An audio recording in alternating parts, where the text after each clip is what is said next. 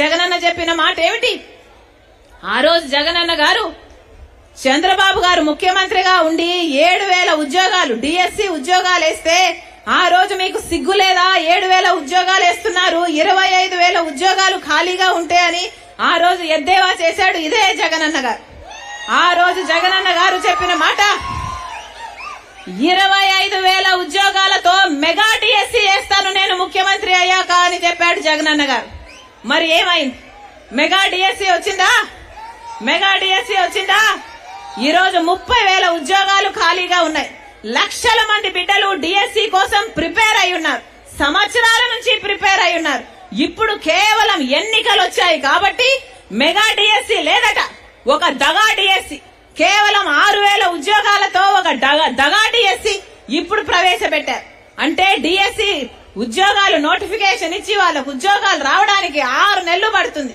మరి ఇప్పుడు ఎన్నికలు ఉన్నాయని తెలిసి ఇప్పుడు ఇచ్చారంటే వీళ్ళకు ఉద్యోగాలు చేయాలన్న భర్తీ చేయాలని చిత్తశుద్ధి ఉందనుకోవాలా, లేకపోతే ఎన్నికల కోసం చేసే ఎన్నికల స్టంట్ అనుకోవాలా? అందుకే చెప్తున్నా, నిరుద్యోగుల కోసం కాంగ్రెస్ పార్టీ పోరాటం చేస్తుంది. నిరుద్యోగుల కోసం, మన యువత కోసం కాంగ్రెస్ పార్టీ నిలబడుతుంది.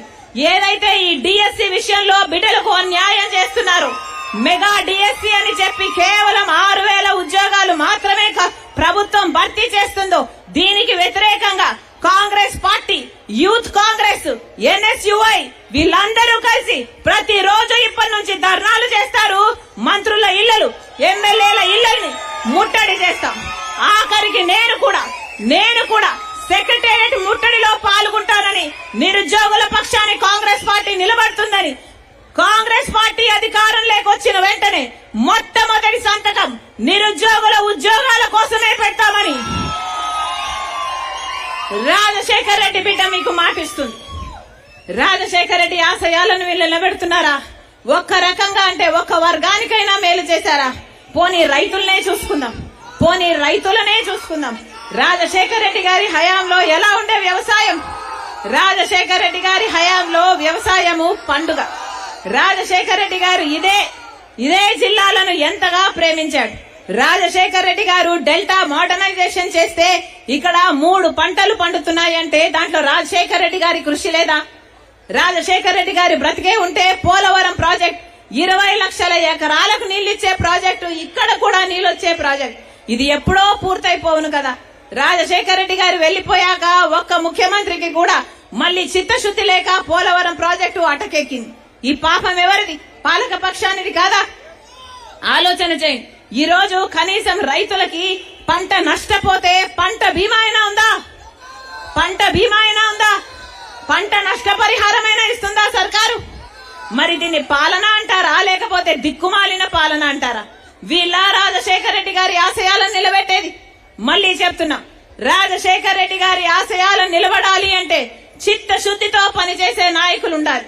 మళ్లీ చెప్తున్నాం, అదే పనిగా నా గుండెలో నిజాయితీ ఉంది కాబట్టి అదే పనిగా ఆంధ్ర రాష్ట్రానికి వచ్చాను. నా పుట్టింటికి మేలు చేయాలి అన్న తపన నాలో ఉంది కాబట్టి ఆంధ్రప్రదేశ్ రాష్ట్రంలో రాజకీయంగా అడుగు పెట్టాను. ఆంధ్ర రాష్ట్ర ప్రజలకు న్యాయం జరిగేంత వరకు, స్పెషల్ స్టేటస్ ప్రత్యేక హోదా సాధించేంత వరకు రాజశేఖర్ రెడ్డి బిడ్డ ఇక్కడ నుంచి కదలదు. పోలవరం ప్రాజెక్టు సాధించేంత వరకు రాజశేఖర్ రెడ్డి బిడ్డ ఇక్కడ నుంచి కదలదు. రాజధాని సాకారం అయ్యేంత వరకు రాజశేఖర్ రెడ్డి బిడ్డ ఇక్కడ నుంచి కదలదు. మళ్లీ చెప్తున్నాం, ఇవన్నీ సాధ్యం కావాలి అంటే ఒక్క కాంగ్రెస్ పార్టీతో మాత్రమే సాధ్యం అవుతుంది. ఎందుకంటే రాహుల్ గాంధీ గారు ఏనాడో చెప్పారు, మొట్టమొదటి సంతకం తను ప్రధానమంత్రి అయితే మొట్టమొదటి సంతకం ఆంధ్ర రాష్ట్రానికి చెందిన ప్రత్యేక హోదా ఫైలు మీదనే పెడతాను అని రాహుల్ గాంధీ గారు చెప్పారు. ఆలోచన చేయండి, ఆ మనిషికి ఆంధ్ర రాష్ట్రం అంటే ఎంత ఇష్టం లేకపోతే మొట్టమొదటి సంతకమే ప్రత్యేక హోదా మీద పెడతారని అంటాడు. అందుకే చెప్తున్నా మనకు ప్రత్యేక హోదా రావాలి అంటే కాంగ్రెస్ పార్టీ అధికారంలోకి రావాలి. మనకు పోలవరం ప్రాజెక్టు సాధ్యం కావాలి అంటే ప్రత్యేక హోదా కావాలన్నా, పోలవరం కావాలన్నా, రాజధాని సాకారం కావాలన్నా కాంగ్రెస్ పార్టీ అధికారంలోకి రావాలి. అమ్మా, ఓట్ల సమయం, ఎలక్షన్లు వచ్చాయి, మీరు ఓటు వేసే సమయం వచ్చింది. ఇప్పుడు ఓటు అనేది మీ చేతుల్లో ఉన్న ఆయుధం. 5 సంవత్సరాలకు ఒక్కసారి మాత్రమే ఈ ఆయుధం మీ చేతుల్లోకి వస్తుంది. అందుకే ఆలోచన చేసి ఓటు వేయండి.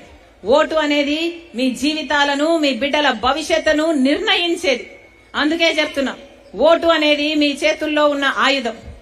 ఓట్లు వచ్చాయి కాబట్టి, ఎలక్షన్లు వచ్చాయి కాబట్టి అన్ని లీడర్లు వస్తారు, అన్ని పార్టీల లీడర్లు వస్తారు, డబ్బులు ఇస్తారు. ఏమా డబ్బులు ఇస్తారా? డబ్బులు ఇస్తారు, తీసుకోండి. డబ్బులు ఇస్తే తీసుకోండి. ఏ పార్టీ వాళ్ళు ఎంత డబ్బులు ఇచ్చినా తీసుకోండి. శాండ్ మాఫియా అని మీ డబ్బులే సంపాదించుకునే మీకు ఇస్తారు. లిక్కర్ మాఫియా, మైనింగ్ మాఫియా మీ డబ్బులే మీకు ఇస్తారు. ఎవరు డబ్బులు ఇచ్చినా తీసుకోండి, ఎవరు ఎంత డబ్బులు ఇచ్చినా తీసుకోండి. కానీ ఓటు మాత్రం మీ ఆలోచన అయి ఉండాలి. ఓటు మాత్రం మీ ఆలోచన అయి ఉండాలి. మంచి పార్టీకి ఓటేయండి. ప్రజల కోసం నిలబడే వాళ్ళను మీరు ఎంచుకోండి. ప్రత్యేక హోదా రావాలన్నా, పోలవరం రావాలన్నా, రాజధాని రావాలన్నా ఒక్క కాంగ్రెస్ పార్టీతోనే సాధ్యం.